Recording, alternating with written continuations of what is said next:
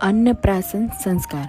નવજાત બાળકને પ્રથમવાર અન્ન ગ્રહણ કરવામાં આવે એ પ્રક્રિયાને અન્નપ્રાશન સંસ્કાર કહે છે.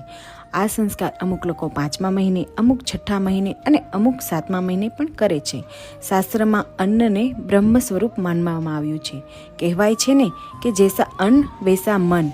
અન્ન માત્ર શરીર નિર્વાહ માટે જ નહીં, પરંતુ શ્રેષ્ઠ વિચારોનું સર્જન પણ કરે છે. જેવું ભોજન તેવા વિચાર, જેવા વિચાર તેવું કાર્ય. આથી આપણે ત્યાં અન્ન ગ્રહણ કરવાની પ્રક્રિયાને પણ સંસ્કાર કહે છે. યજ્ઞ શિષ્ટાસીના સંતો મુચંતે સર્વ કેલ વિશે પૂજતે તે ત્વગમ પાપા એ પચંત્યાત્મ કારણમ.